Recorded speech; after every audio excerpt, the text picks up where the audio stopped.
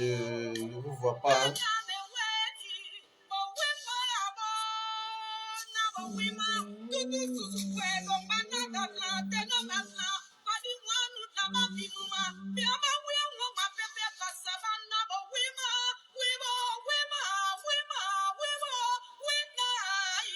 Je ne vous vois pas.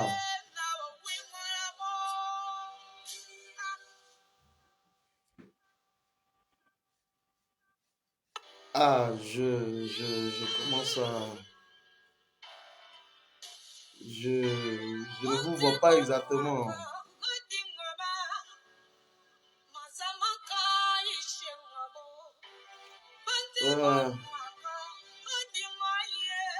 Donotan, Koulibaly, GKS. Bonsoir, chers frères, amis. Que la volonté d'Allah soit faite contre la volonté d'un être mortel pour la libération de tous les prisonniers politiques et de retour des exilés politiques. Que Dieu vous bénisse. Amin, amin, amin, amin, amin, amin. Amin, amin.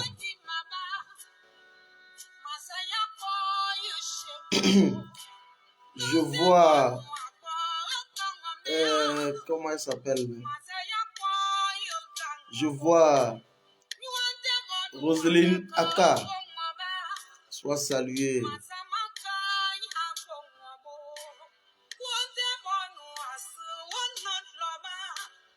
Je vois qui là?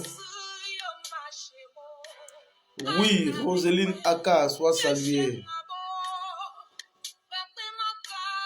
Comment tu vas? Sois saluée. Je vous salue tous.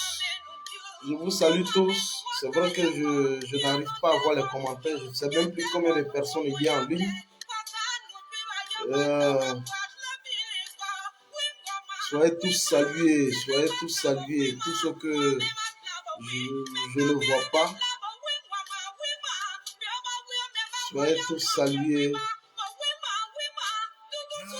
depuis vos différentes positions. Soyez tous salués. Je vous salue. Honnêtement, je n'arrive pas à voir les commentaires. Ça me fait bizarre.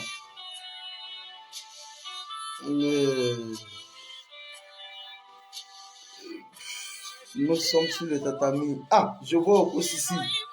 Le tout-puissant Okosisi, soit salué. Okosisi, je le vois, fédéral Béanzin. Nous bâtissons. Visionnaire Kibafori Soro. Ah, je vois, je commence un peu à voir, mais je n'arrive pas à voir exactement le nombre de personnes qui me suivent directement. Si vous pouvez mettre le nombre de personnes, ça va me faire plaisir. Je n'arrive pas à voir. Vous savez,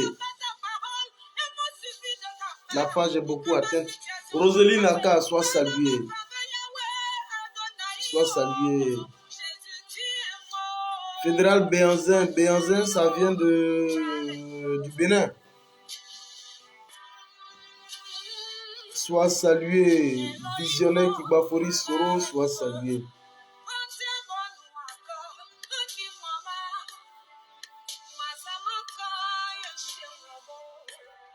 Béanzin, soit salué. Merci, merci infiniment, merci infiniment. Mettez le nombre de personnes qu'il y a en ligne actuellement parce que je n'arrive pas à voir.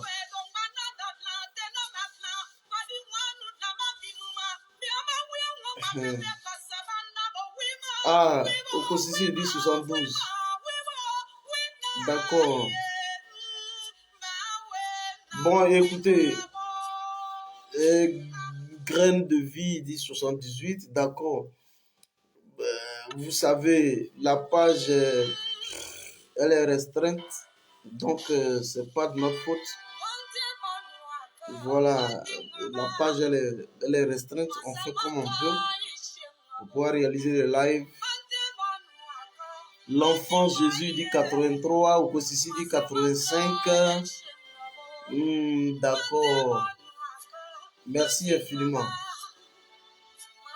Merci infiniment. Merci infiniment. Merci infiniment.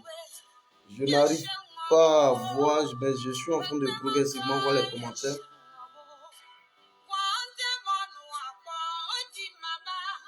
Merci infiniment. Merci infiniment. En tout cas, merci. Je vois Graine de vie qui dit 91. Partagez la vidéo au maximum. Je vois Roselyne Aka qui me dit 95. Fakoli GPS Doumbia. Fakoli GPS Doumbia. S'il te plaît, il faut me prendre inbox après. C'est important. Voilà. Il faut me prendre inbox après pour qu'on puisse causer. Depuis 3 mois, 4 mois, 5 mois, on devait causer, mais on n'a pas pu échanger. Et après, tu me prends inbox pour qu'on puisse échanger. Fakoli GPS Doumbia, il me dit 99. Merci, merci, merci infiniment.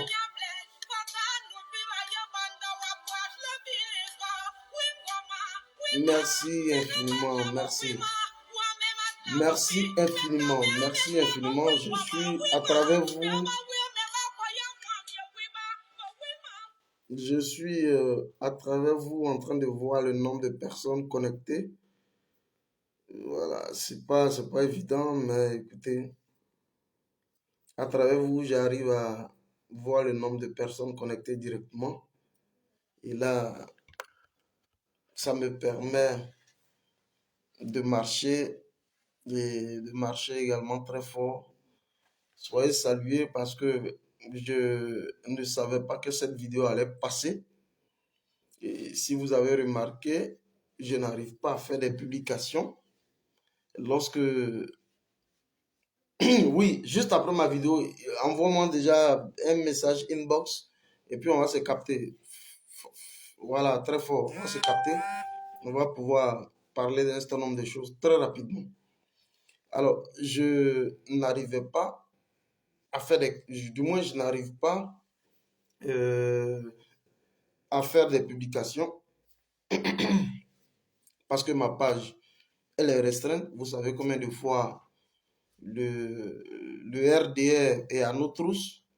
Et vous savez combien de fois nous comptons effectivement dans le débat public, politique et public. Et vous savez combien de fois le fédéral, lorsqu'il marche, comme Fakoli GPS le dit, comme il marche, vous savez que c'est une marche qui dérange beaucoup. Alors, c'est normal que on puisse donc faire l'objet d'attaques et de persécutions, voilà, des membres directement du RDR. Mais ça ne va pas nous empêcher de pouvoir marcher. Voilà, ça ne va pas nous empêcher de pouvoir marcher. Et nous sommes là toujours pour pouvoir marcher. Roselyne Aka me dit, tes analyses sont très pertinentes. Merci infiniment. Merci pour tout ce témoignage. Mettez juste le nombre de personnes en ligne que je n'arrive pas à voir et ça nous fera également plaisir. En tout cas, c'est un agréable plaisir pour moi de vous retrouver ce soir. Voilà, c'est un agréable plaisir pour moi de vous retrouver ce soir. Soyez donc tous salués depuis vos différentes positions, depuis vos différents bords. Voilà, c'est le 001 fédéral. Voilà, je suis activiste, observateur, analyste, lanceur d'alerte pro-Côte d'Ivoire et donc membre de Génération et Peuple Solidaire. Voilà, je vais vous entretenir parce que je pense bien que l'actualité, elle est brûlante d'événements.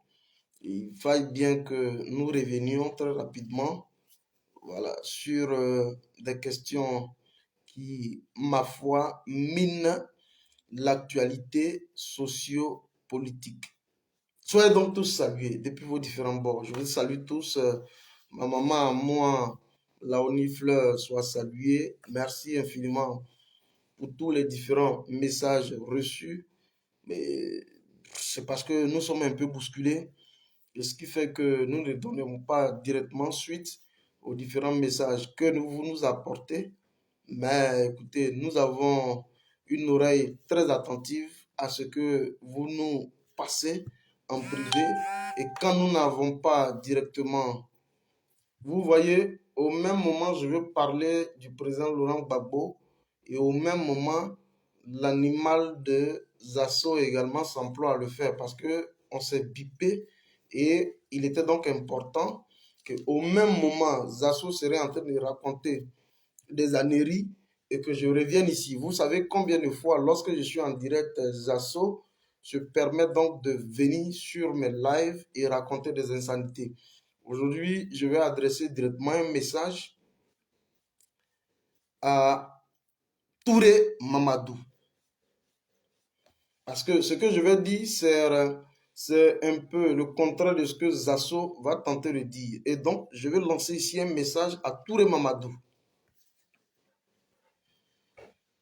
Mais d'abord, je voudrais saluer toute la sorosphère. Je voudrais donc saluer tous les différents résistants, saluer également mes amis et frères donc de la résistance, de la Dream Team, Charlie Black Legend, Okosisi Baba Nicolo, Dushka Pakora, Eleonore Kwame, Naomi VTD, Conan Lydie, tout ce monde de la Dream Team, soyez donc tous salués, un mouvement pro Côte d'Ivoire dans lequel nous avons donc toutes les différentes sensibilités politiques, associatives, culturelles, ethniques. C'est ça aussi la Dream Team. Je voudrais saluer Doumbia Zouzou, saluer Ahmed Konaté, tous les autres membres, Nina la Lionne, la marcheuse, comme j'ai l'habitude de l'appeler, la marcheuse. Mettez exactement le nombre de personnes en ligne pour que j'arrive à avoir de la visibilité. Et donc, saluer tous les différents marcheurs. Voilà, ceux que j'appelle les marcheurs, c'est ceux qui progressent, donc des progressistes et non des régressistes. Donc, c'est ça un peu la dénomination des marcheurs. Soyez donc tous salués depuis vos différentes positions. Alors, c'est un agréable plaisir pour moi de vous retrouver ce soir. et d'échanger visiblement avec vous. Voyez-vous, il y a donc une actualité, mais avant de continuer, je voudrais ici saluer le président Guillaume Kibafori Soro. Quand je salue Guillaume Soro, vous savez que c'est toute la Côte d'Ivoire plurielle que je salue. C'est la Côte d'Ivoire plurielle que je salue et je voudrais saluer donc son leadership.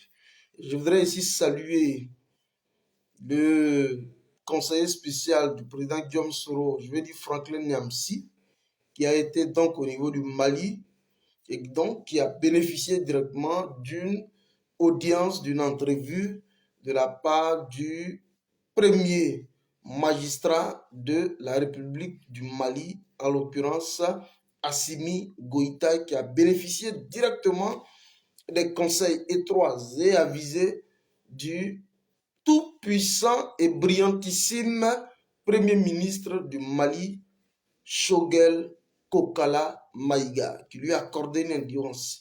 Et donc, il était donc porteur d'un message du président Guillaume Kibafori Soro. Je voudrais tous vous saluer ici. Je voudrais aussi saluer mon ami et frère, le sorcier. Je sais ce qui se passe. Je n'en dirai pas plus, mais je voudrais ici simplement te saluer. Je voudrais ici saluer KGB le gourou. Je voudrais ici saluer tous ces membres de la Sorosphère et donc tous ceux qui nous soutiennent dans le combat, qui ont un sens très poussé du combat. Soyez donc tous salués. Voilà. Je voudrais ici saluer mon ami et frère Suleiman Babokone, soit salué également, un homme d'une hargne, d'un dynamisme, d'une conviction absolue, avec qui j'ai eu donc le temps de pouvoir échanger sur un certain nombre de sujets. Je voudrais ici également te saluer, Suleiman Babokone, soit salué.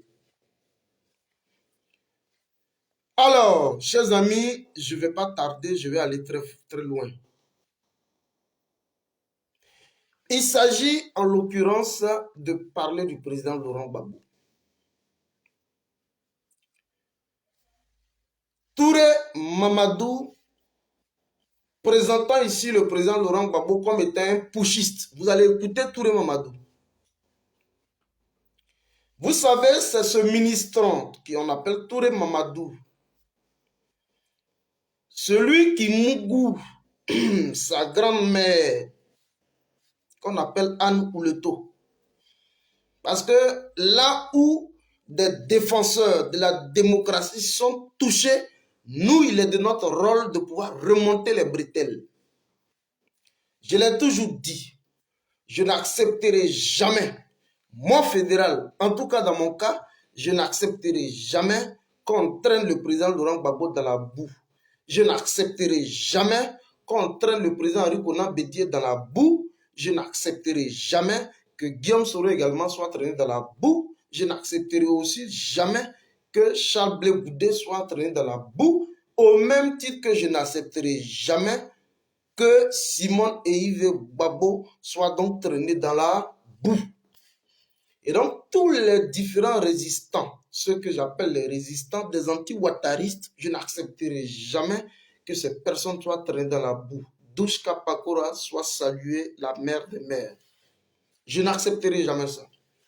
Alors, celui qui mougou sa grand-mère, Touré Mamadou, qui mougou sa grand-mère, qu'on appelle Anne Ouleto, qui a fini pratiquement et qui se retrouve là, selon certaines circonstances, excusez-moi si je parle ainsi, mais là où on tente de lancer des propos avilissants à l'endroit des leaders, à la trempe de Laurent Gbagbo, il est de notre ressort en tant que résistant de pouvoir remonter les bretelles. Et c'est ce que nous faisons. Alors, celui qui mougou sa grand-mère, qu'on appelle Touré Mamadou, donc qui est donc Anne Ouleto, tente aujourd'hui visiblement à pouvoir tordre le cou à l'histoire de la Côte d'Ivoire qui s'avère relativement récente. Et nous, qui sommes donc des observateurs contemporains de l'histoire politique de la Côte d'Ivoire, jamais nous allons donc accepter à une telle forfaiture langagère. Jamais. Vous allez écouter ce petit pompier de Touré Mamadou, que je connais très bien. Que je connais très bien. Vous allez écouter ce ministron de Touré Mamadou qui dit pouvoir lancer des invectives à un dinosaure de la politique en Côte d'Ivoire. À celui-là que toute la Côte d'Ivoire et toute l'Afrique a reconnu comme étant le père du multipartisme en Côte d'Ivoire. Et Touré Mamadou aujourd'hui le traite de putschiste. Parce que simplement, il avait tenu un discours magistral au niveau de Maman, où il a pris le soin de nous évoquer la notion de coup d'État militaire et de coup d'État civil.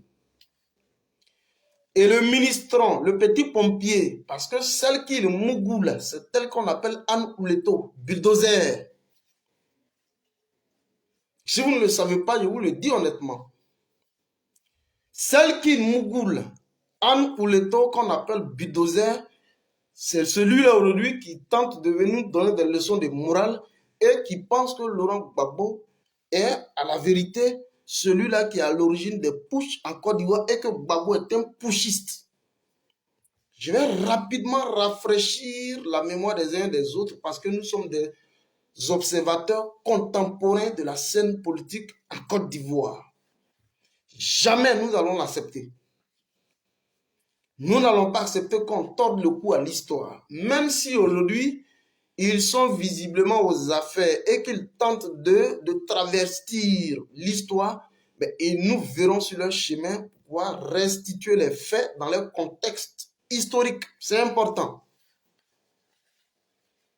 Alors, le Mougoussa de, comment elle s'appelle, de Anne Ouleto, bulldozer, celle qui n'a jamais reconnu le massacre du peuple Oué, le génocide Oué à l'ouest, son Mougoussa, qu'on appelle Touré Mamadou.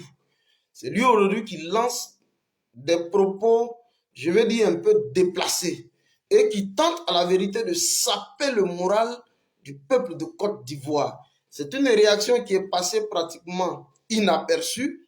Il est donc notre devoir d'en faire du réchauffé et de vous la présenter parce que tous ceux dont le moral a été sapé, à la vérité, c'est des gens qui n'ont aucune teinture de la scène politique ivoirienne. Est-ce que vous suivez? Vous allez l'écouter religieusement. Mettez le nombre de personnes qui sont en ligne. Vous allez donc écouter celui qui mougou, la vieille femme là. La vieille femme là. Vous allez l'écouter. Parce que je me demande bien, en racontant ce genre de choses, je me demande bien si au niveau de la cervelle, les choses lui sont montées jusqu'au niveau de la cervelle, au point où sa cervelle serait donc vieillissante, au point de ne pas pouvoir se remémorer un certain nombre d'événements politiques en Côte d'Ivoire, dont nous, Fédéral 001, en sommes des témoins privilégiés. Moi, je ne peux pas accepter ça. C'est pourquoi j'ai commencé par dire je voudrais rendre un vibrant hommage à Guillaume Soro pour avoir quitté le navire du RDR. Et la raison fondamentale pour laquelle je suis Guillaume Soro, c'est parce qu'il a quitté le navire du RDR. C'est important. Je n'ai pas connu Guillaume Soro lorsqu'il assumait des charges aussi importantes au niveau des forces nouvelles. Non. Je suivais Guillaume Soro dans l'affirmation de son destin politique, dans l'affirmation, le petit Côte d'Ivoire. J'ai suivi Guillaume Soro dans l'affirmation de son destin politique intrinsèque. C'est à partir de ce moment que Fédéral va donc s'employer à suivre Guillaume Kibafori Soro. C'est pourquoi je lui ai rendu un hommage avant de commencer. Mais je vais vous faire écouter celui qui mougou la vieille et dont la cervelle aujourd'hui est vieillissante et qui ne comprend pas de quoi il s'agit. Parce qu'il dit dans ses propos que quand je parle, on dit moi, le petit, comment on appelle là, on dit que moi je suis petit, je suis impoli, mais à la vérité, tu es très impoli. À la vérité, toi Mamadou Touré, à la vérité, tu es très impoli. Non, il faut le dire honnêtement. à la vérité, tu es très impoli. Et c'est le vrai terme qui est là. Parce que de loin comme de près, Laurent Gbagbo n'est même pas ton égal. Il tente donc de faire une comparaison. Quand vous allez écouter sa vidéo, il dit que l'âge que lui, il a, aujourd'hui il a 45 ans, c'est ce même âge que Laurent Gbagbo avait lorsqu'il affrontait le président Félix Houphouët-Boigny à l'époque. C'est ce qu'il dit. Il dit que l'âge que lui, il avait, lui, il a du moins, c'est le même âge qu'avait Laurent Gbagbo lorsqu'il tentait d'affronter le président Félix Houphouët-Boigny.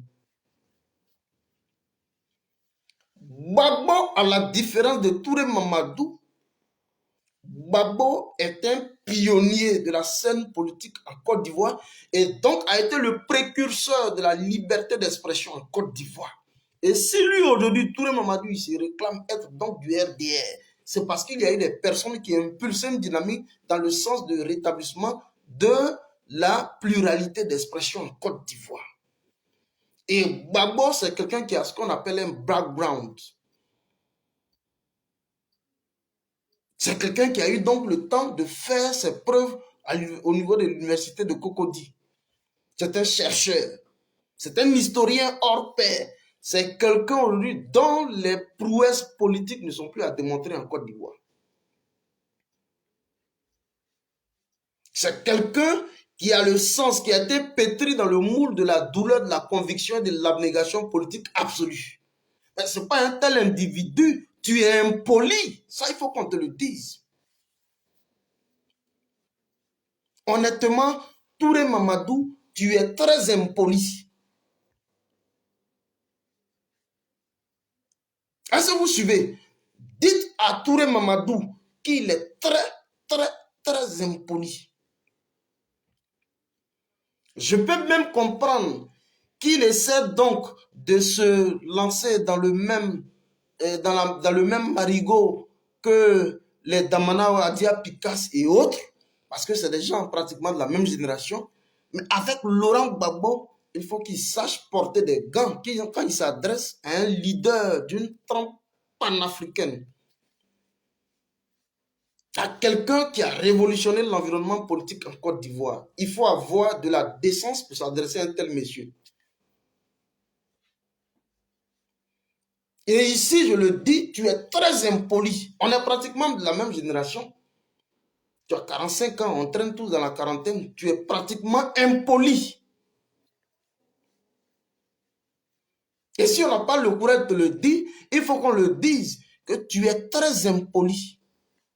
Vous allez écouter Touré Mamadou, je ne vais pas trop bavarder. Vous allez écouter Touré Mamadou et au fur et à mesure qu'il sera en train de parler, je vais taper sur sa bouche pour qu'il ferme sa gueule et qu'on continue. Il a dû tenir un premier discours lorsqu'il était devant les chefs et rois traditionnels au niveau de Yamsokro. On a passé cela en revue, mais il revient à la charge. Et toutefois que Gbagbo sort, il est celui-là qu'on met sur le coup parce que c'est lui qu'on appelle le Mbappé.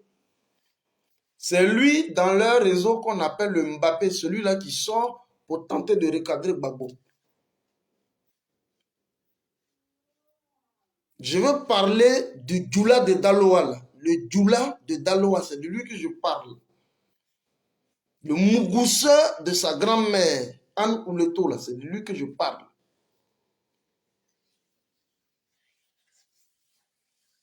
Vous allez l'écouter.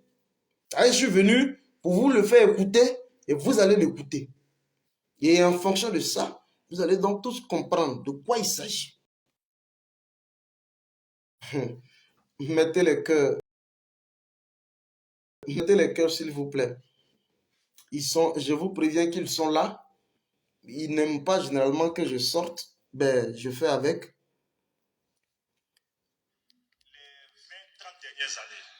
Le voici qui est là. Je vais juste faire écouter. On peut parler de coup d'état civil, sauf Laurent Gbagbo. Voilà, je vais vous faire écouter Tout juste. le monde peut parler donc de coup d'état civil ou de coup d'état sauf Laurent Gbagbo. Vous entendez, non? Parce que lui-même, en tout cas pour ce qu'on a entendu en 2000, Écoutez, hein. s'est fait chantre de discours anti-coup d'état. il a estimé que la rupture de la légalité dont il a failli être victime en 2002 avec la rébellion, partout où il est passé, dans les médias, c'était de dire qu'en Afrique, on doit renouer avec la démocratie, il faut éviter les coups d'État. Tu ne peux pas avoir dit ça pendant longtemps et venir aujourd'hui justifier ton... Mais quand Touré Mamadou, le mougousseur de sa grand-mère, quand il dit ça, j'ai l'impression qu'il a une cervelle effritée. J'ai l'impression qu'il a une cervelle périmée comme sa grand-mère. Touré Mamadou, j'ai l'impression qu'il a une cervelle périmée comme celle de sa grand-mère, Anne Ouleto. Il dit ici que Gbagbo a clamé sur tous les toits, avoir donc réprimandé la rébellion de 2002. Mais est-ce que c'est faux? Le fait que Gbagbo soit passé sur toutes les grandes tribunes internationales pour parler donc de la rébellion, pour avoir donc été attaqué en 2002. Mais est-ce que c'est un fait qu'il faut occulter? Touré Mamadou a la cervelle périmée comme celle de sa grand-mère. Il mougou.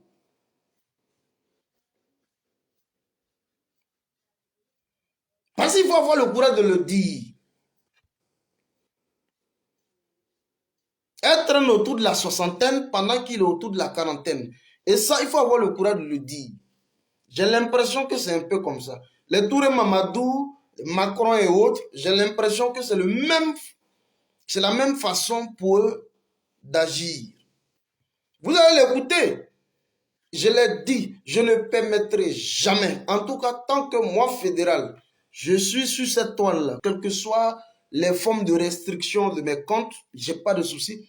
Mais tant que je serai sur cette toile, je ne permettrai pas que des gens, des lascars de ce genre, des gens qui vont se répandre, qui vont se répandre dans les entrejambes de leur grand-mère puissent venir sur la scène politique, tenter de lancer un discours avilissant à l'endroit d'un homme politique dont les prouesses politiques sur la scène politique en Côte d'Ivoire aujourd'hui ne sont plus à démontrer, même au-delà des frontières de Côte d'Ivoire. Je ne peux pas accepter. C'est pourquoi j'ai commencé pour dire, je rends hommage à Guillaume Soro dans un premier temps, parce qu'il a quitté le navire du RDR. Vous allez écouter le mougousseur de sa grand-mère. Écrivez ici le mougousseur de sa grand-mère. Écrivez ça, le mougousseur de sa grand-mère. Prendre ce qui pourrait être pour toi donc un coup d'État. Parce que qu'est-ce qu'il dit? C'est que s'il y a un coup d'État civil, il ne faut pas s'étonner qu'il y ait un coup d'État militaire. Okay. C'est une manière de justifier l'injustifiable. Tout le monde peut dire ça, sauf Laurent Gbagbo. Deuxièmement, lorsqu'on attend... Gbagbo a dit, lorsqu'il était à Gagnoa, lorsqu'il était au niveau de Mama, et j'ai fait des vidéos explicatives sur la question. Gbagbo a dit, aujourd'hui je fais une vidéo pour m'en prendre à un individu, hein. Ce n'est pas forcément des analyses, mais je reviens un peu sur les faits. Le mougousseur de sa grand-mère, merci, Suzanne Kla, soit saluée. Le mougousseur de sa grand-mère, il dit, Gbagbo peut certes parler. Gbagbo a dit, lorsqu'il était à Gagnoa, que s'il y a donc des coups d'État militaires, s'il y a des coups d'État civils, pardon, il ne faut pas s'étonner qu'il y ait donc des coups d'État militaires. Mais le fait et le contexte a été bien précisé. Gbagbo a dit que les coups d'État militaires sont donc la conséquence des coups d'État civils. Et donc, la causalité, c'est les coups d'État civils. Et la conséquence directe, c'est les coups d'État militaires. Alors, au même titre, et Gbagbo il a dit qu'il condamne les deux types de coups d'État, mais au même titre que nous condamnons les coups d'État militaires, il faut aussi condamner les coups d'État constitutionnels parce que c'est la nouvelle forme d'utilisation de coups d'État modernes pour certains chefs d'État en vue de se pérenniser au pouvoir d'État. Mais c'est ce que Gbagbo dit. Alors, le Mugusa de sa grand-mère, là, moi je ne comprends pas dans quoi il est. Moi, je n'arrive pas à comprendre. Écoutez-le, simplement. Et ce discours, il faut qu'il soit entendu par tous. Il faut que ce langage soit combattu et entendu par tous. Il ne faut pas qu'il prospère. Écoutez. Que soit même un coup d'État et qu'on a échoué.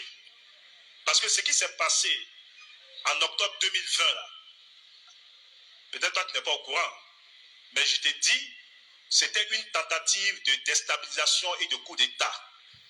Parce que lorsqu'on vient créer un comité national de transition, mais les comités nationaux de transition ne se créent que dans les pays où il y a eu coup d'État. Donc c'est un... Mais écoutez. Vous voyez un peu l'incongruité de ces propos? Il dit que le CNT, le Conseil national de transition, ne se crée que dans les pays où il y a eu coup d'État.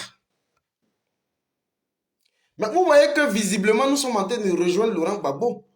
Parce que lorsque une constitution a été modifiée en 2016 et qu'elle prescrit objectivement les mandats à 2, alors celui qui excède 2 mandats, nous sommes dans la violation flagrante des dispositions constitutionnelles en son article 55 en Côte d'Ivoire.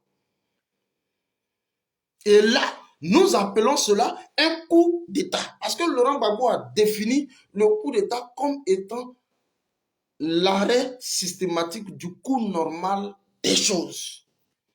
Et dès l'instant où Alassane Dramane Ouattara a violé de façon flagrante les dispositions constitutionnelles au travers donc de l'article 55, nous sommes dans un arrêt systématique du cours normal des choses.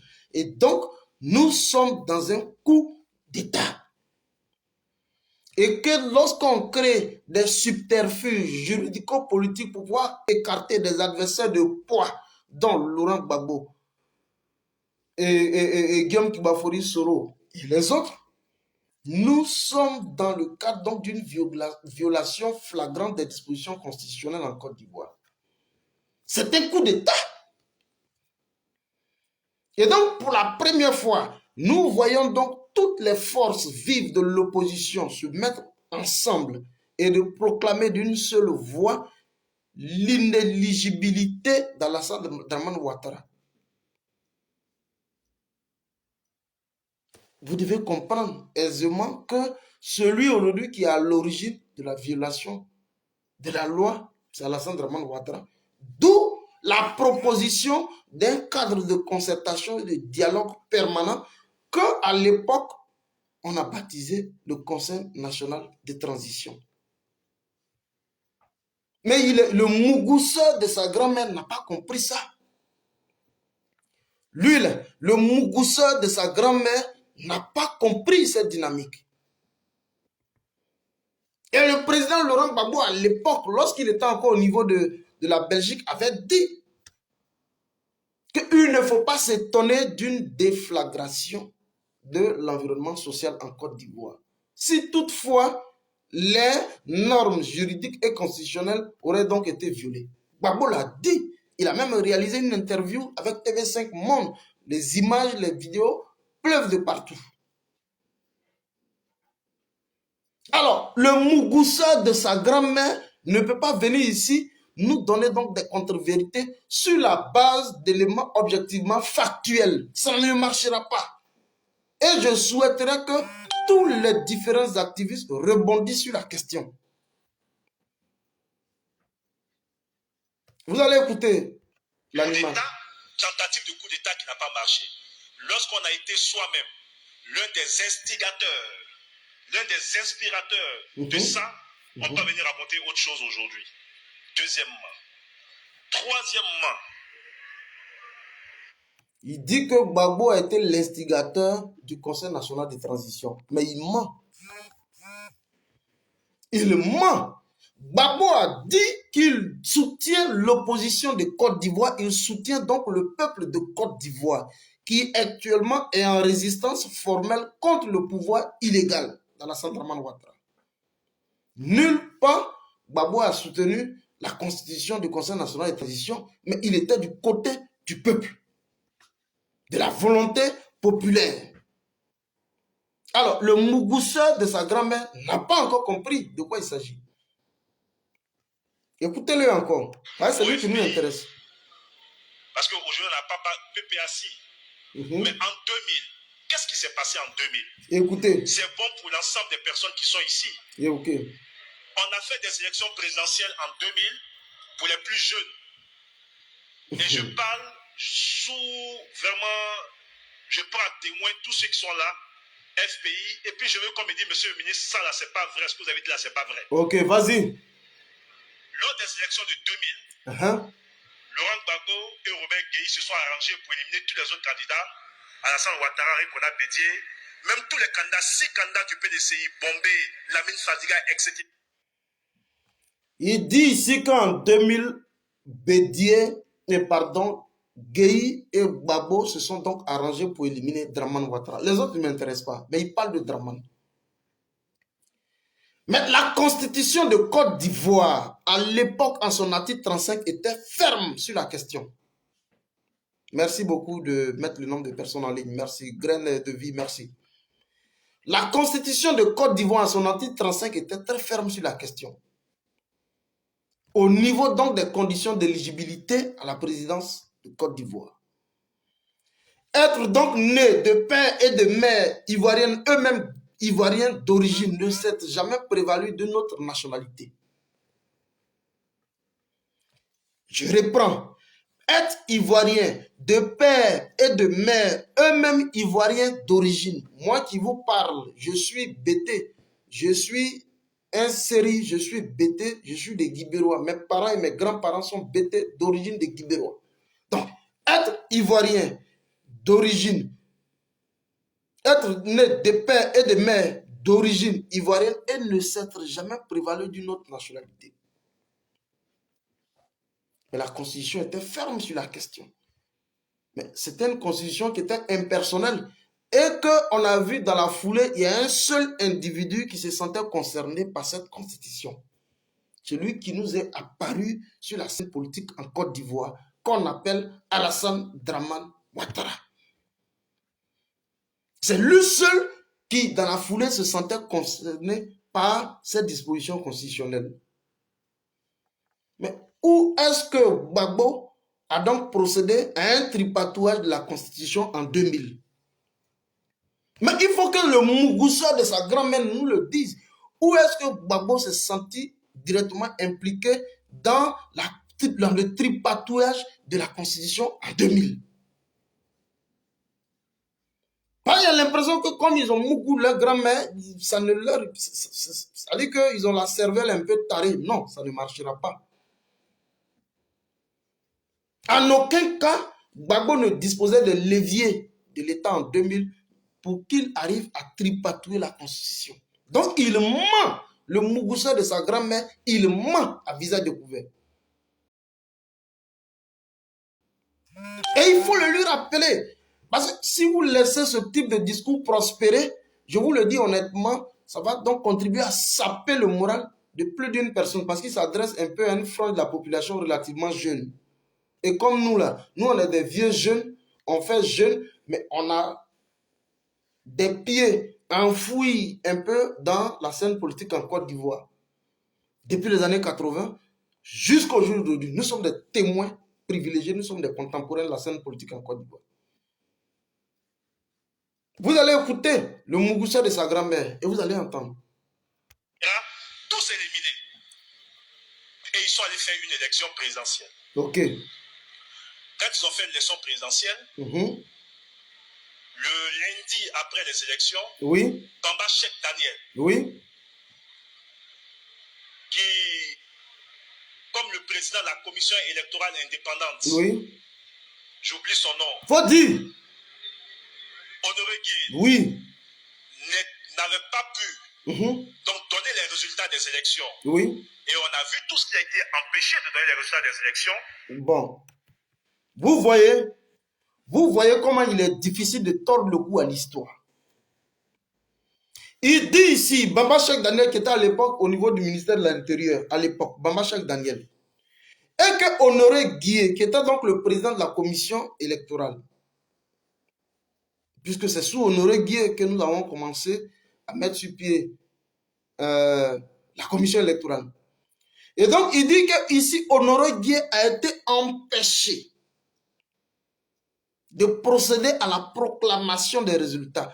Posez la question au mougousseur de sa grand-mère qui a donc empêché Honoré Guillet de proclamer les résultats. Gbagbo n'était qu'un simple candidat et Gbagbo n'avait pas les leviers. Celui qui disposait des leviers de l'État de Côte d'Ivoire, c'était Gueye. Nous, on est là. Est-ce que c'est Gbagbo qui a empêché Honoré Guillet de proclamer les résultats? C'est ce qu'il est en train de dire. Je ne sais pas. Ce type de discours, il a circulé un peu dans tous les différents forums. On me l'a amené chaque fois. J'ai dit non. Je sais que sûrement mon frère, mon ami et frère Okosisi va marcher par rapport à cela parce que tout le monde a reçu la vidéo. Mais comme j'ai vu que tout le monde a tenté de passer ça sous silence, j'ai dit non. Il faut naturellement que je revienne sur le fait. Parce que Gbagbo sort, lui il sort. Quand Gbagbo sort, lui il sort. C'est lui on appelle le Mbappé là. Quand Gbagbo sort, lui il sort. Le mougousseur de sa grand-mère là, c'est lui il parle. Il dit ici que Honoré Guillet a été empêché de proclamer les résultats. Mais celui qui avait tous les leviers de l'État à l'époque, en 2000, c'était bien entendu Robert Gueye. Écoutez l'animal. Bamba Cheikh Daniel est sorti à la télévision pour dire que bon, Robert Gueye a gagné les élections avec 1 million et quelques voix. Et Laurent Gbagbo a perdu les élections. Si Laurent Gbagbo était démocrate. Mais là, il ment. Le mougousseur de sa grand-mère, il ment. Écrivez le mougousseur de sa grand-mère. Le mougousseur de la grand-mère à la mémoire effritée, à la mémoire tarée, il ment. Honoré Guillet a été donc empêché de proclamer les résultats. Je vous l'informe ici que Honoré Guillet a été séquestré par les services militaires de Robert Gueye à l'époque. Et donc, un comité express a été mis, conduit sous la junte militaire à l'époque pour pouvoir donc procéder à la proclamation des résultats de façon en catimini dans les locaux du ministère de l'Intérieur à l'époque. Et pression, tout type de pression a été donc exercée sur Honoré Guillet pour qu'il puisse proclamer Robert Gueye vainqueur des élections. Et je vous le rappelle, à ces élections-ci, là, Laurent Gbagbo avait pratiquement gagné Robert Gueye dans toutes les casernes, pratiquement, à hauteur de 60% de l'électorat. Là, il faut qu'on soit concret, il faut qu'on soit véridique dans les faits, dans la restitution des faits.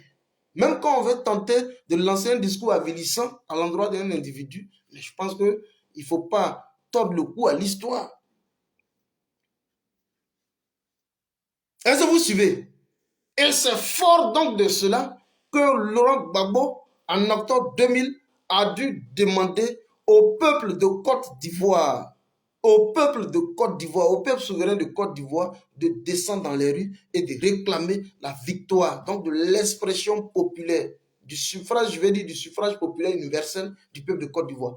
Voilà comment le peuple a dû affluer. Mais il va lancer un autre type de mensonge. Le mougousseur de sa grand-mère va lancer un autre type de mensonge que vous n'allez pas croire. Comme il veut se donner des donneurs de leçons aujourd'hui. Écoutez. Qu'est-ce qu'il aurait dû faire? Il y avait une Cour suprême. Laurent Gbagbo aurait pu attendre, saisir la Cour suprême pour que la Cour suprême constate l'illégalité et la non-légitimité donc des résultats donnés par Bamba Cheikh Daniel. Mais Gbagbo a appelé tous les citoyens à sortir puis à chasser Gueye. Nous sommes ici face à un braquage. des élections. Nous sommes ici dans une situation de vol de la victoire d'un candidat, qui est Laurent Gbagbo, face donc à Robert Gueye, qui avait pratiquement tous les niveaux de l'État et qui disposait de l'armée avec lui. Alors, vous voyez que le contexte, il est différent lorsque nous nous trouvons dans le cadre donc, de la gestion d'un pouvoir civil pratiquement. Nous sommes ici en face d'un militaire.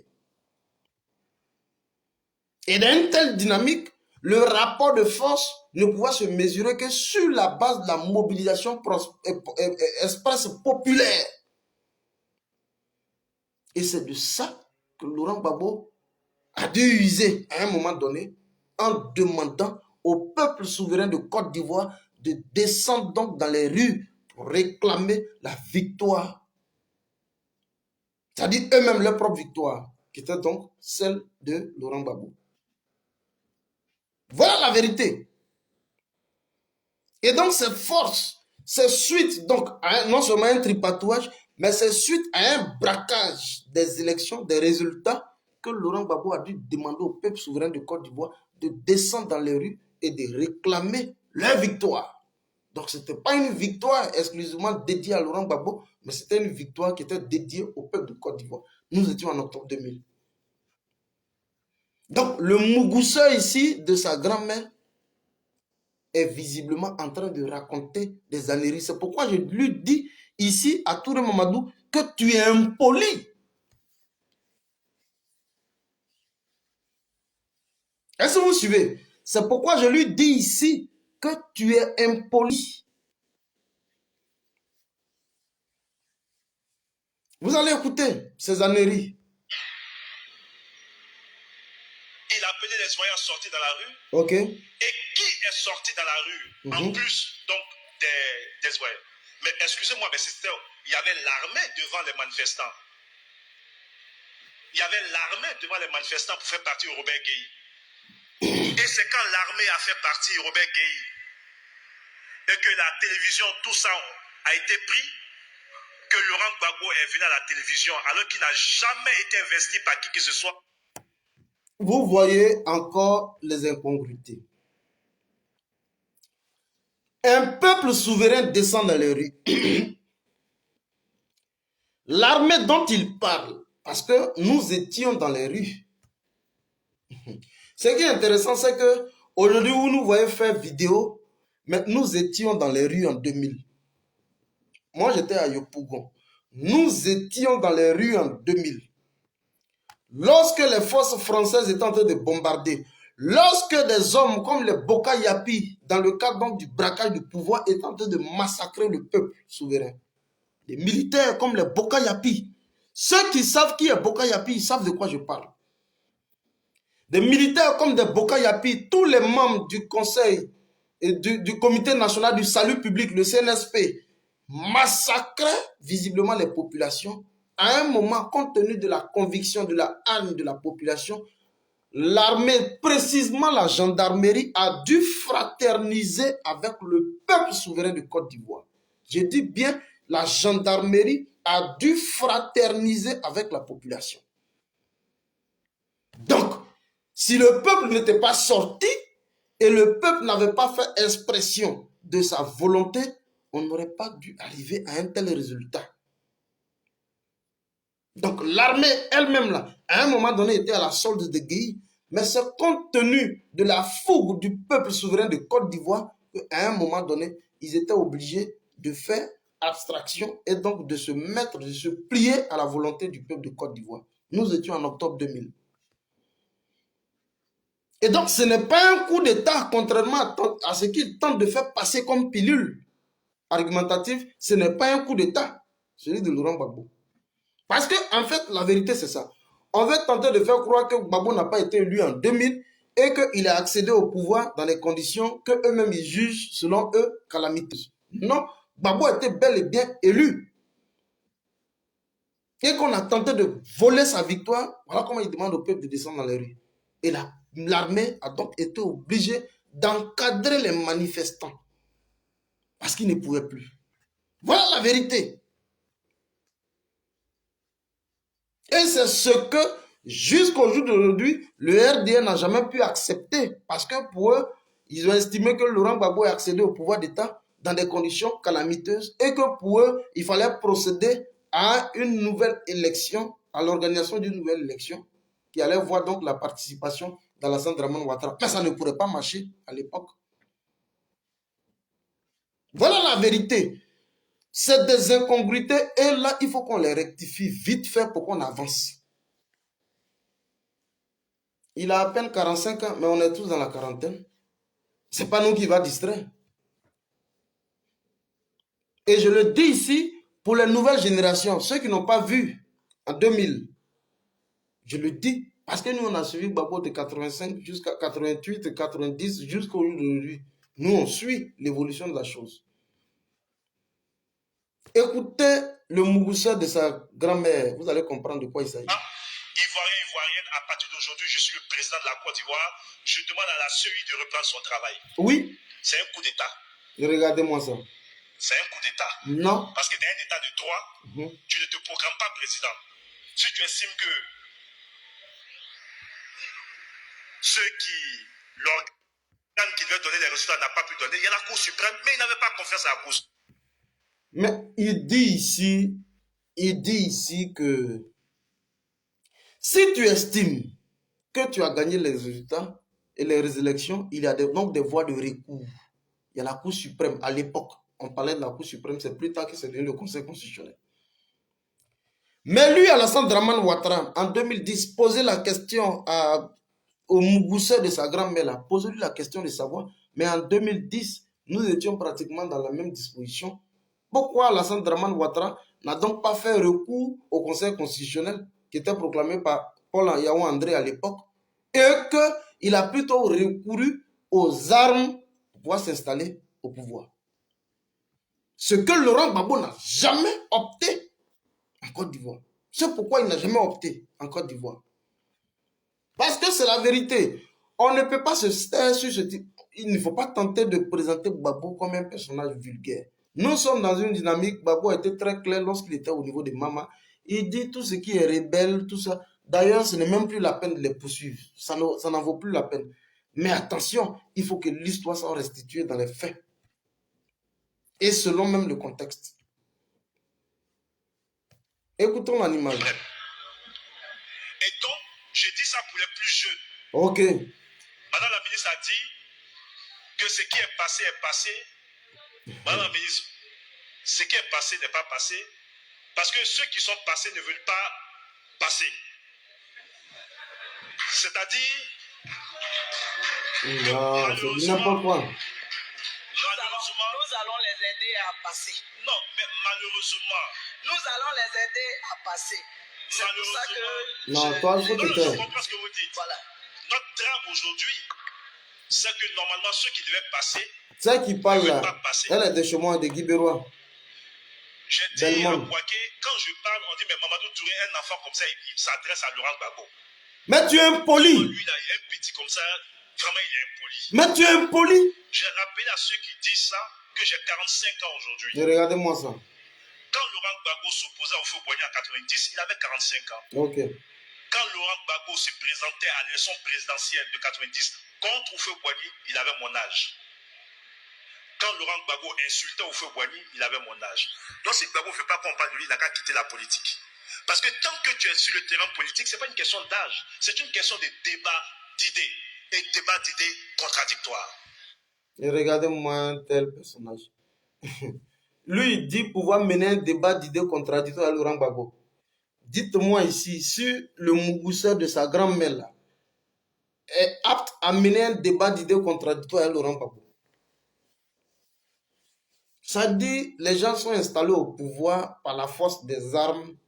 Et aujourd'hui, c'est ceux-là aujourd'hui qui tentent de se donner une conscience morale en Côte d'Ivoire. Moi, j'aime pas ça. Honnêtement, moi, j'aime pas ça. C'est ceux-là aujourd'hui qui tentent de se polir une image en Côte d'Ivoire. En se taillant une conscience morale sur mesure. C'est ceux-là aujourd'hui. Lui, il dit pouvoir mener un débat politique contradictoire à Laurent Gbagbo. Lui. qui ne sait même pas la doctrine, c'est-à-dire l'idéologie politique du parti dans lequel il évolue. Si tu lui demandes le RHDP, là, quelle est donc l'idéologie du RHDP, il n'en sait même pas. Et c'est lui là aujourd'hui qui pense pouvoir mener un débat contradictoire idéologique. Je dis bien idéologique avec Laurent Gbagbo. C'est lui. Et il dit non, ce n'est pas une question d'âge, mais c'est une question de débat d'idées contradictoires. Lui, il peut mener un débat d'idées contradictoires avec Gbagbo. Ça dit, on peut ne pas aimer l'homme, je suis d'accord. Mais il faut reconnaître au moins que Gbagbo là, c'est un artisan important de la scène politique en Côte d'Ivoire. Et qu'aujourd'hui, c'est parce que nous sommes en Côte d'Ivoire dans le cadre donc de l'inversion des valeurs morales, politiques, intellectuelles. C'est pourquoi un tel personnage aujourd'hui peut donc se permettre de dire de telles insanités, de telles incongruités sur la scène politique en Côte d'Ivoire. Qui est Touré Mamadou? Où a-t-il fait ses classes? Touré Mamadou, c'est qui? Un mougousseur de sa grand-mère, c'est ceux-là aujourd'hui qui vont venir nous donner des leçons.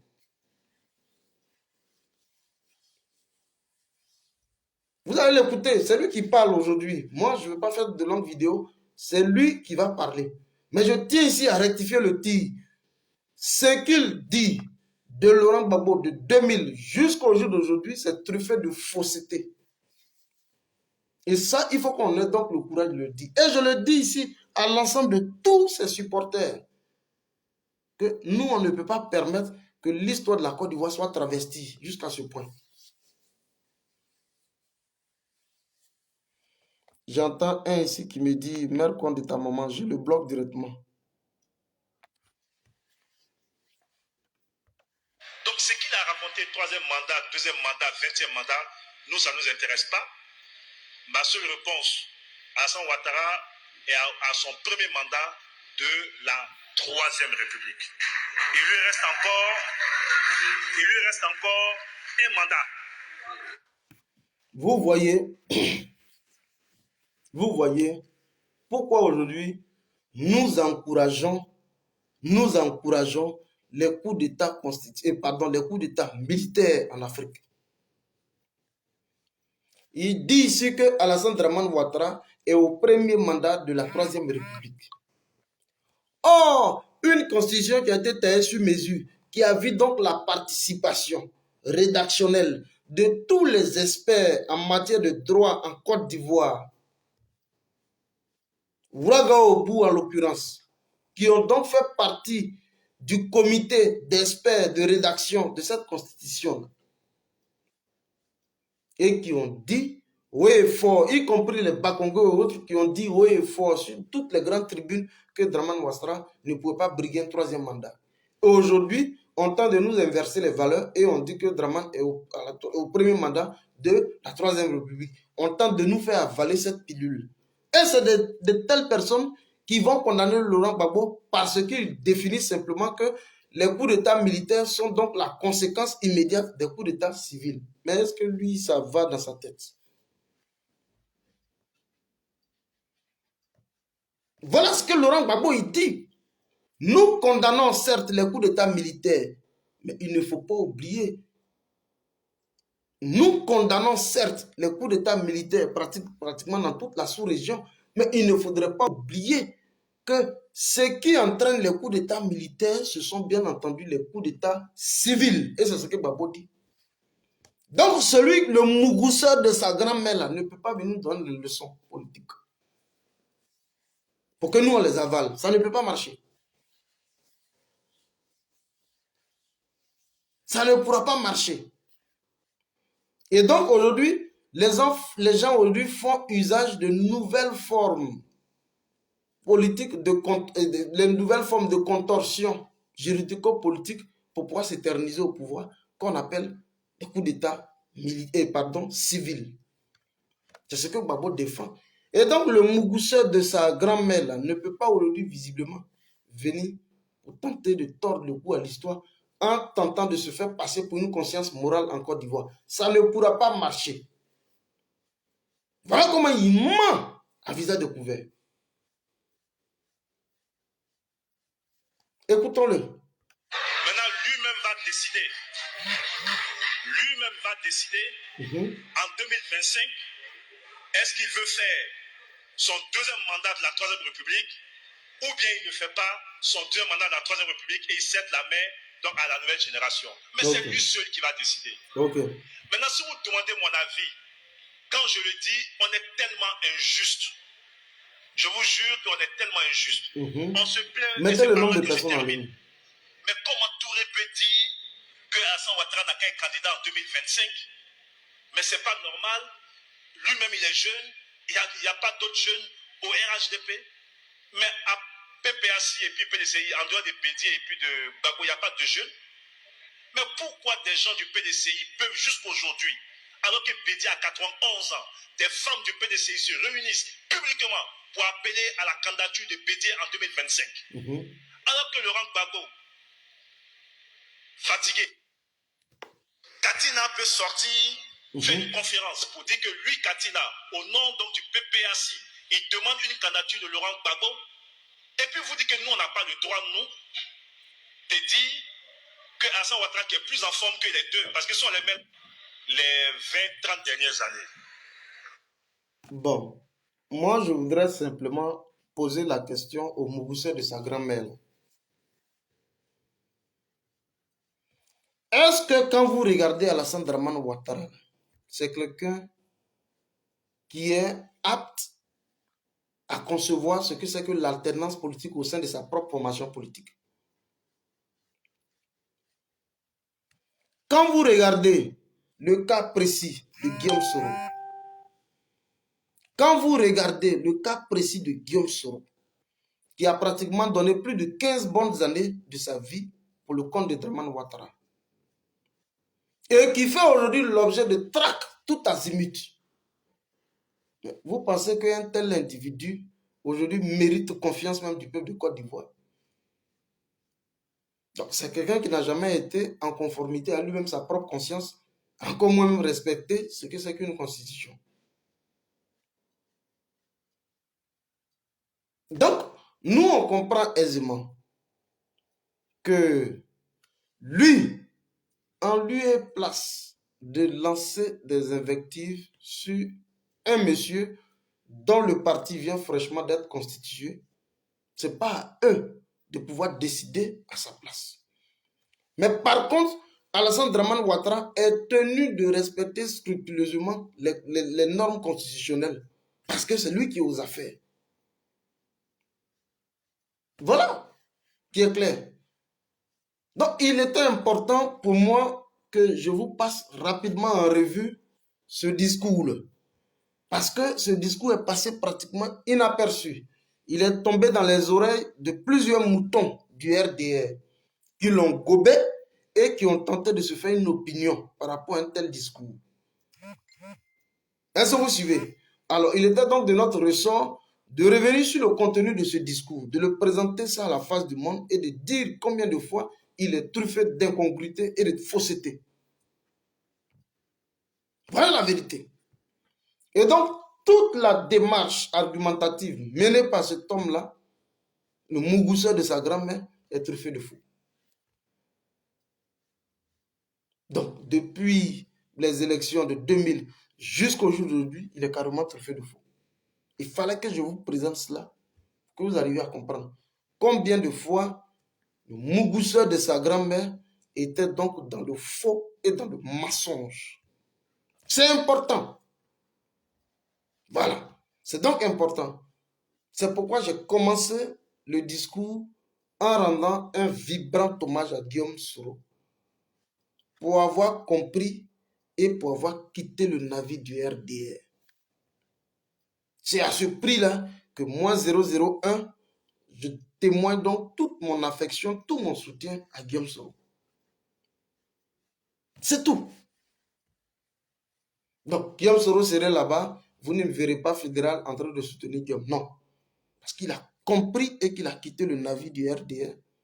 Voilà comment, moi, 001, je témoigne donc toute mon affection et tout mon soutien sans faille à Guillaume Soro. Donc, chers amis, fallait que je vous passe en revue ce discours. Et en second lieu, vous dire, restez serein. Il faut rester serein parce que les grands débats sont en train de se mener au niveau donc du Mali. Je dis le Mali-Bas. Écrivez le Mali-Bas. Je ne dirai pas plus que ce que vous devez savoir actuellement. Mais ce que je peux vous dire, les lignes bougent. Je vous le dis honnêtement, les lignes bougent.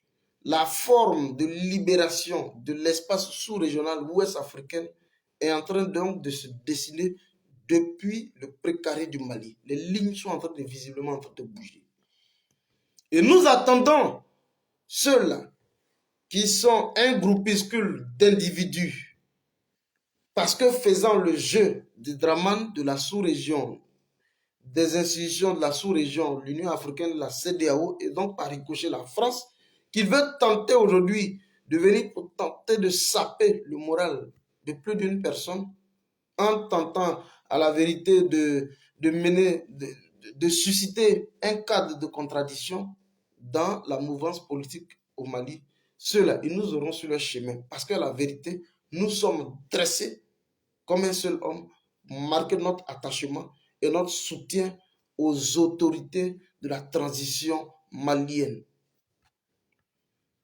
Vous allez simplement écouter le monsieur.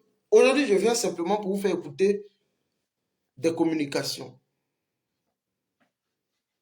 Vous allez écouter un gars, dit-il, est avocat au barreau de Paris, mais vous allez simplement l'écouter. Et puis on va passer à autre chose. Écoutez bien.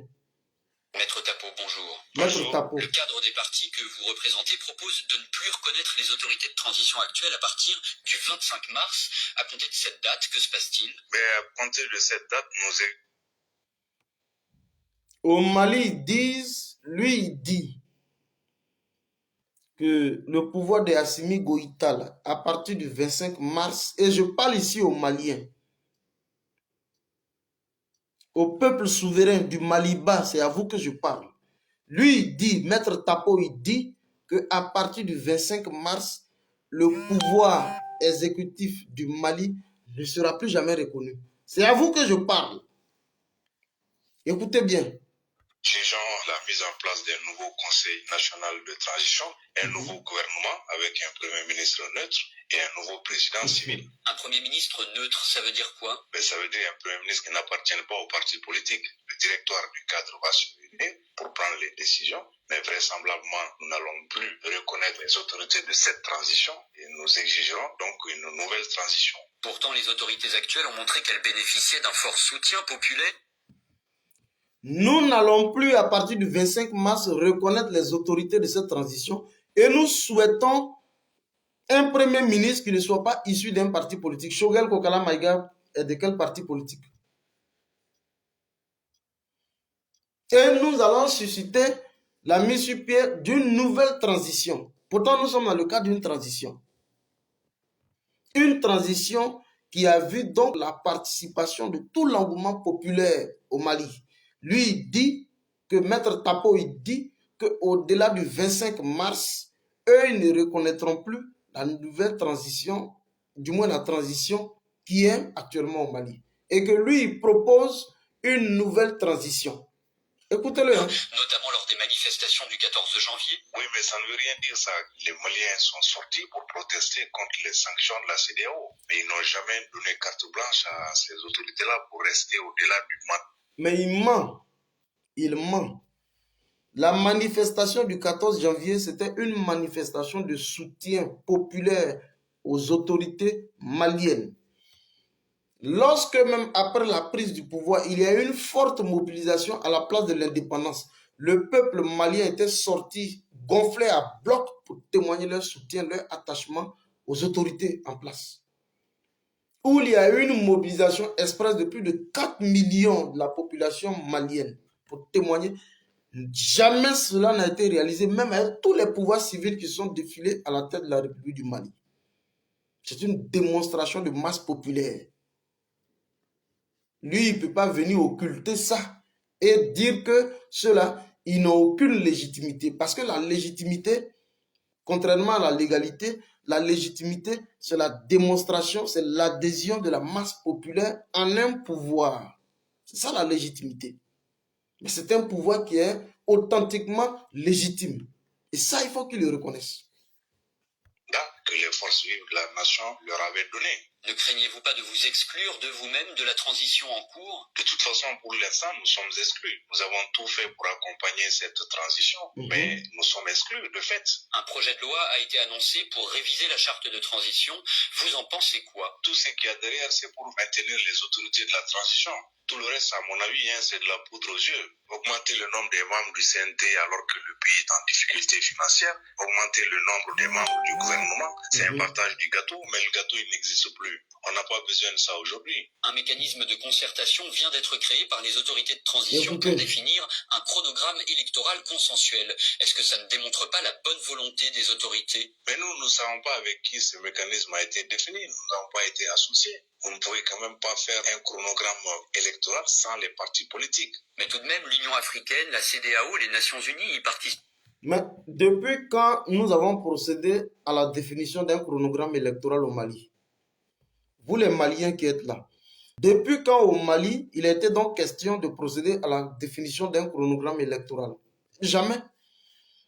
Le premier ministre Choguel Kokala Maïga a toujours dit haut et fort que la question fondamentale au Mali, c'est celle effectivement de pouvoir juguler la question sécuritaire.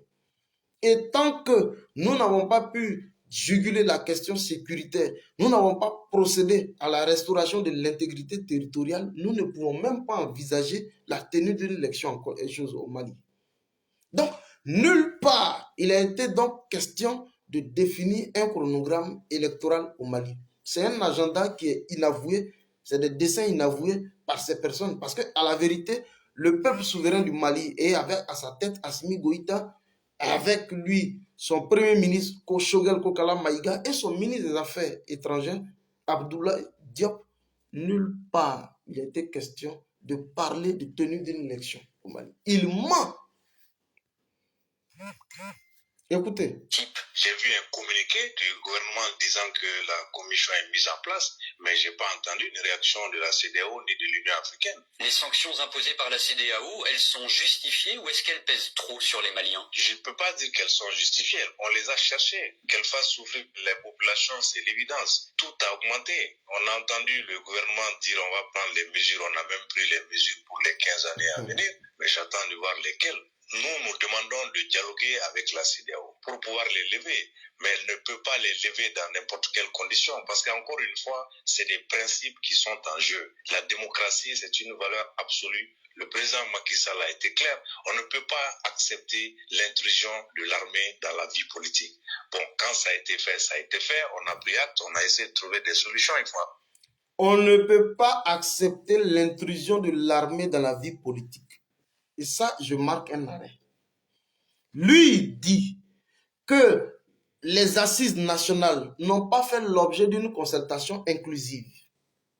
Ça, il ment sur ce principe. Parce que il y a eu donc les assises nationales au Mali qui se sont déroulées sur pratiquement un mois, qui ont vu donc la participation de toutes les forces vives. Doumbia Zouzou, Gangaba soit salué. Qui ont vu donc la participation de toutes les forces vives. Il dit qu'on ne peut pas parler d'un chronogramme électoral sans toutefois faire appel à la participation collective. Mais il ment. Et il dit ici avoir donc été exclu. Mais d'où sort-il tout ça? Donc, à la vérité, le gars, il ment. Écoutons-le simplement. Hein. Mais on ne peut pas accepter de prendre le pouvoir par les armes et de s'incruster. Le cadre suggère une prolongation de la transition de 9 mois. Les autorités proposent 4 ans. Et il y a un fait qui m'intéresse dedans. Lorsqu'il dit qu'on ne peut pas accepter l'inclusion de l'armée dans la scène politique. Sur la scène politique, je veux dire. Mais lorsque nous sommes donc dans le cadre d'une violation flagrante des dispositions constitutionnelles, lorsque nous sommes donc en face d'une incapacité notoire du pouvoir exécutif à pouvoir juguler la question sécuritaire. Lorsque nous sommes dans une incapacité notoire de l'exécutif de pouvoir prendre donc un certain nombre de dispositions en termes donc de définition, de diversité de la coopération militaire pour pouvoir traiter à bon escient la question sécuritaire, mais à un moment donné, lorsque nous sommes donc face au piétinement des libertés individuelles, mais à un moment donné, il faut bien que l'armée prenne ses responsabilités pour rétablir les fondements démocratiques. Mais c'est ce que l'armée a fait. Donc ce type de coup d'État, nous les appelons ici haut et fort que c'est des coups d'État salutaires. Voilà la vérité. Et c'est des coups d'État salutaires. Et fouillé dans toute l'Afrique, celui de Mali, c'est l'un des coups d'État, sinon que c'est le seul coup d'État à avoir bénéficié de la liesse populaire, du soutien populaire du peuple, du soutien populaire. C'est le seul coup d'État dans toute l'Afrique. Souraï Kim, soit salué la go vrai. Donc, il ment visiblement. Et ce type de discours, il ne faut pas qu'il prospère. L'Union africaine, 16 mois maximum, 9 mois, pourquoi? Parce que nous avons mis une commission technique qui a computé les délais nécessaires pour tenir des élections. 9 mois, c'est suffisant. De nombreux partis membres du cadre que vous représentez dénoncent la restriction des libertés individuelles au Mali. Qu'est-ce qui vous inquiète? Vous avez bien vu le Premier ministre Boy Maïga qui est toujours détenu, qui est entre la vie et la mort et on refuse de l'évacuer. D'autres qui avaient été arrêtés, vous le savez. J'ai eu moi-même à intervenir combien de fois? En tant qu'avocat? En tant qu'avocat, bien sûr. Quand vous voyez les médias publics, c'est des soliloques du gouvernement. Plus personne n'a droit à la parole. C'est ça qui est inquiétant. Ça s'est ralenti un peu. Vous avez bien vu les interpellations qui ont eu lieu. Au-delà même, je pense. Mais quand il parle ici des médias publics, qu'il présente ici comme étant des soliloques, est-ce que vous comprenez ce qu'il dit? Il dit les médias publics ici sont présentés comme soliloques. Ça veut dire que c'est des médias, selon lui, qui parlent pour le compte exclusif du pouvoir en place. Mais il ne parle pas également de toute la diabolisation médiatique qui est faite à l'échelle internationale, avec les France 24, RFI, TV5, Monde ou autres, qui tentent donc de présenter les autorités maliennes comme étant donc des hors-la-loi. Voilà la diabolisation médiatique qui est faite. Et ça, il n'en parle pas, mais il dit plutôt que les médias d'État se présentent aujourd'hui comme des soliloques. Ça veut dire des gens qui parlent exclusivement, qui sont des caisses à résonance du pouvoir en place. Mais c'est faux. Nous sommes dans le cadre d'un combat. Et le combat, il se mène à plusieurs niveaux. Il est non seulement au niveau militaire, au niveau diplomatique, mais au niveau aussi de la communication, le combat. Et ce que nous faisons ici, ce que nous réalisons ici, c'est de communication grand public, mais qui contribue également à solidifier, à raffermir l'élan de la mobilisation, l'élan patriotique dans les différents États. C'est pourquoi les gens nous suivent sur Facebook. Voilà. Nous contribuons effectivement à freiner toute la manipulation. C'est ce que nous faisons. Écoutons-le et puis on va terminer. La peur du gendarme de la justice, il y a un climat de terreur qui a été créé. Les gens ont peur de s'exprimer. Toute personne qui prend la parole pour dire c'est les autorités de la transition qui ont suscité les sanctions de la CEDEAO qui est taxée d'apatride. Toute personne qui va dire faites attention, la France n'est pas l'ennemi du Mali, qui est ipso facto classé parmi les ennemis du Mali. C'est cette terreur-là, cette ambiance qui n'est pas saine pour un dialogue. Justement, les autorités de transition accusent la CEDEAO, l'Union européenne et plus généralement la plupart de ceux qui affichent leur opposition à leur projet de refondation d'être instrumentalisés par la France. Selon vous, c'est le cas? Pas du tout. Tout ça, c'est du divertissement. Comment voulez-vous que la France manipule les États-Unis? Je veux bien l'Union européenne, c'est elle qui préside aujourd'hui, mais manipuler la CEDEAO, un pays comme le Nigeria, comme le Ghana, non, il faut être un peu plus sérieux que ça. C'est pas la France qui nous a mis dans la CEDEAO. Nous sommes membres de la CEDEAO, nous avons souscrit à des règles. Si on ne les respecte pas et que la CEDEAO réagit, il ne faut pas s'en étonner. et parler d'instrumentalisation, c'est noyer le poisson. Le président russe Vladimir Poutine lundi n'a pas démenti la présence de mercenaires russes au Mali. Il a en revanche démenti leur lien avec l'État russe. Qu'est-ce que ça vous inspire? Ce que je retiens encore, c'est ces mensonges d'État. On a dit non, c'est la coopération russe. Et bien voilà, aujourd'hui, le président russe lui-même dit l'État russe n'a rien à voir avec ça. Vous attendez des clarifications de la part des autorités? Mais j'attends plus rien du tout. On est à la fin de cette transition. Je pense qu'il faut qu'on en finisse et puis c'est tout. Maître Tap. Mais le président Vladimir Poutine, lorsqu'il recevait Macron, il a été ferme sur la question. Lorsqu'on lui a posé la question de savoir s'il y avait donc des sociétés privées au Mali, il a dit qu'il n'a pas connaissance de l'existence de sociétés privées et que ceux qui y sont dans le cadre donc de la sécurisation des intérêts séculaires de la Russie sur le sol malien. Donc, s'il ne comprend pas, ça veut dire que Vladimir Poutine ici reconnaît effectivement la présence des forces russes sur le terrain. Mais lui, il dit que ceux qui ne sont sur le sol malien ne sont pas des sociétés russes privées, mais c'est plutôt l'armée russe. Donc, s'ils disent avoir des puits, ben, il faut qu'ils s'y rendent sur le terrain. Voilà la réalité, chers amis. Donc, je crois qu'il a fini son interview. Maître Tapo, bonjour. Bonjour. Le cadre Voilà, merci beaucoup. Je crois qu'il a fini son interview. C'est ces deux éléments que j'avais voulu vous faire écouter. D'abord, la toute première intervention de Touré Mamadou, qui d'ailleurs est laconique, qui tente de présenter un chevronnier de la scène politique en Côte d'Ivoire, un pionnier, un timonier de la scène politique en Côte d'Ivoire, Laurent Gbagbo, qui tente de présenter ici comme un putschiste. Il dit que Gbagbo est un putschiste. Et il fallait qu'on revienne ici pour tenter de déconstruire ce discours avilissant.